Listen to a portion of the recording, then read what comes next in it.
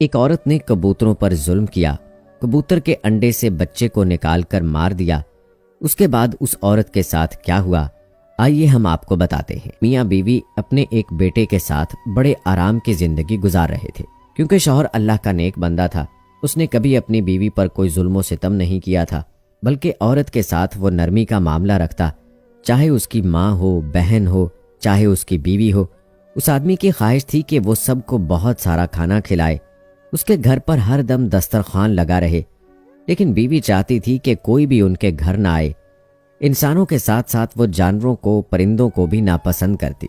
اس کا شوہر اس سے کہتا کہ پرندوں کو، جانوروں کو کھانا کھلایا کرو، اللہ ہم سے خوش ہوگا۔ جس گھر میں پرندوں یا جانوروں کو کھانا کھلایا جاتا ہے وہاں رزق کی تنگی نہیں ہوتی اور رزق میں اضافہ ہوتا ہے۔ لیکن وہ عورت اس کی بات نہیں سنتی تھی اور کہتی تھی مجھے جانوروں سے، پرندوں سے، یہاں تک کہ کیڑے مکوڑوں سے بھی بہت نفرت ہے، اور مجھے یہ بات سمجھ میں نہیں آتی کہ اللہ تعالیٰ نے ان کو کیوں بنایا ہے، کیوں پیدا کیا ہے۔ تو وہ آدمی کہتا کہ اللہ تعالیٰ نے ہر کسی کو کسی نہ کسی سبب سے بنایا ہے، کسی نہ کسی مقصد سے بنایا ہے، اور یہ بے زبان پرندے، جانور انسانوں کے حق میں دعا کرتے ہیں۔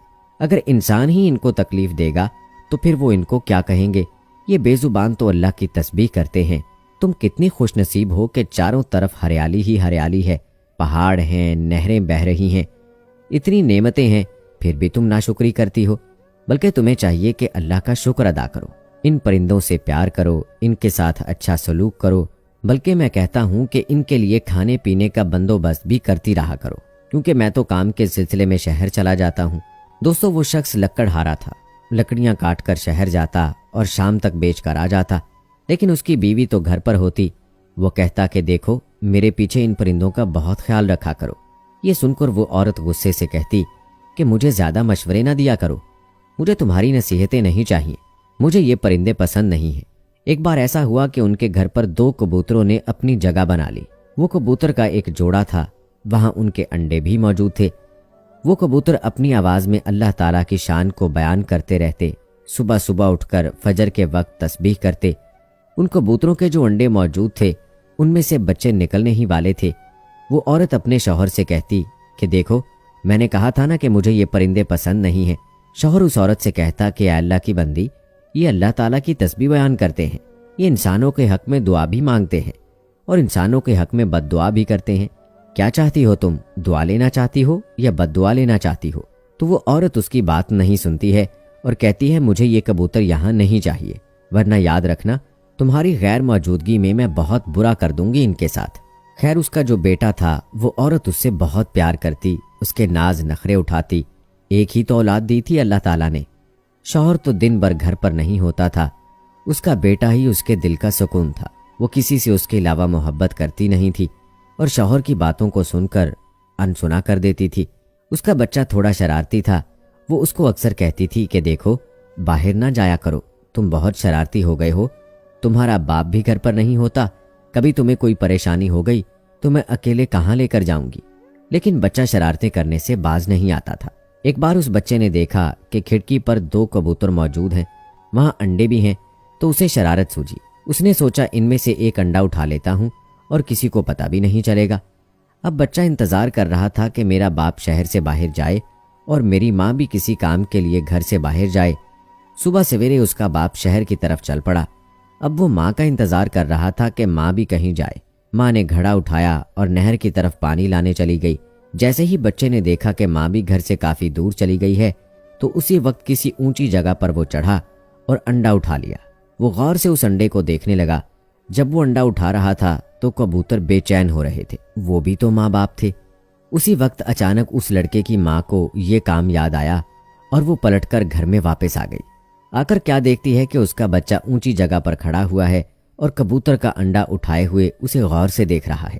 اسے بہت غصہ آیا، وہ چیل کی طرح جھپٹی اور اپنے بچے کو نیچے کھینچا اور نفرت سے اس کے ہاتھ سے وہ انڈا اٹھا لیا اور زمین پر پھینک دیا۔ اس انڈے میں بچہ موجود تھا جو نکلنے ہی والا تھا۔ زمین پر لگتے ہی انڈا ٹوٹ گیا اور بچے کا سر زمین سے ٹکرایا اور وہ کبوتر کا بچہ مر گیا۔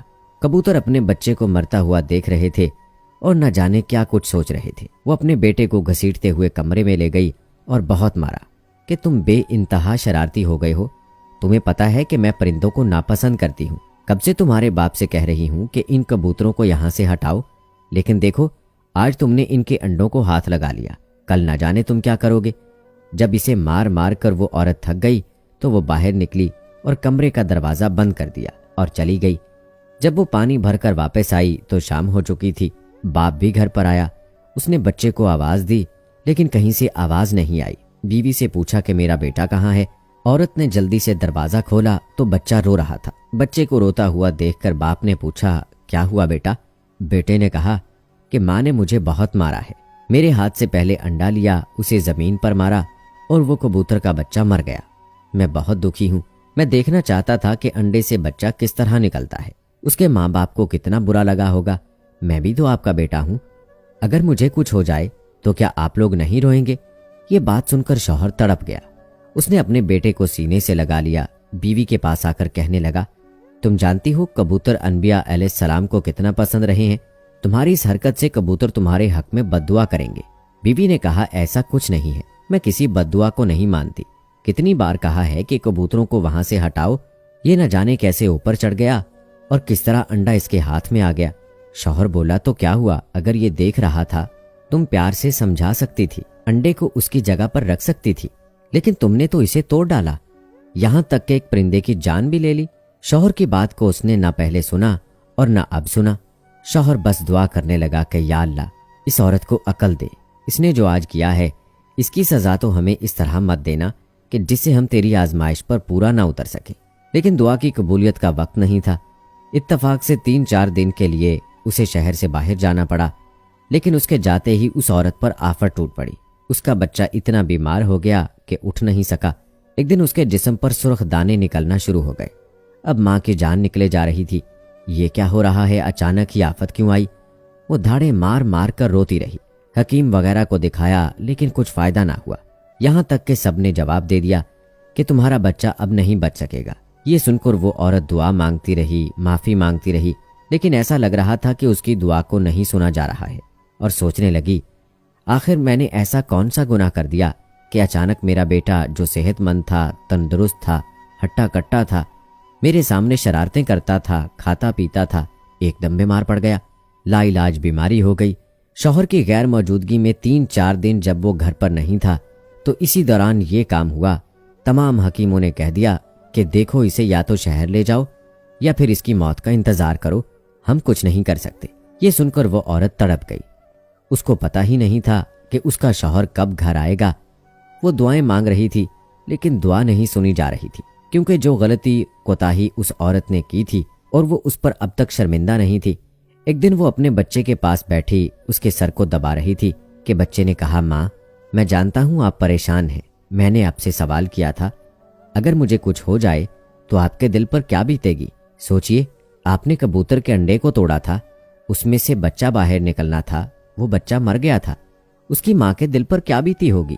جیسے ہی اس کے بیٹے نے یہ بات کہی تو وہ ایک دم سے چونک گئی۔ اپنے بیٹے کی بات پر ایک دم اس کی نظر کبوتر کے جوڑے پر گئی، ایسا لگ رہا تھا کہ وہ افسوس سے اس عورت کو دیکھ رہے ہیں جو ایک ماں ہے۔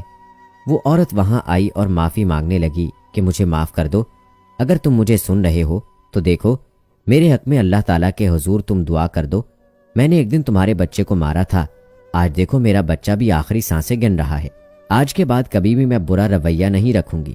وہ عورت روتی رہی، بلکتی رہی، اللہ سے دعا کرتی رہی، یہاں تک کہ بے ہوش ہو گئی۔ جیسے ہی اس کی آنکھ کھلی تو اس نے دیکھا کہ اس کا جو بیٹا کچھ دیر پہلے ابھی تک اٹھ نہیں پا رہا تھا وہ اس کے پاس کھڑا مسکرا رہا تھا۔ اس نے کہا ماں آپ کی دعا قبول ہو گئی، تو ماں نے کہا میری دعا نہیں، ان کبوتروں کی دعا قبول ہو گئی، آج کے بعد میں کبھی بھی کسی پرندے کے ساتھ کوئی برا سلوک نہیں کروں گی۔ شوہر گھر میں داخل ہوا تو اس نے کہا کیا ہوا، اس طرح سے کیوں رو رہی ہو؟ اس نے اپنے شوہر کو ساری بات بتا دی کہ کس طرح اس نے یہ 4 دن اذیت میں گزارے، اور ان 4 دنوں میں اندازہ ہو گیا کہ جو کچھ بھی وہ کر رہی تھی وہ پلٹ کر اس کی اولاد پر آ گیا۔ تو دوستو آج کی اس ویڈیو میں اتنا ہی۔ یہ ویڈیو آپ کو کیسی لگی کمنٹ باکس میں ضرور بتائیں۔ ملتے ہیں اگلی ویڈیو میں، تب تک کے لیے اللہ حافظ۔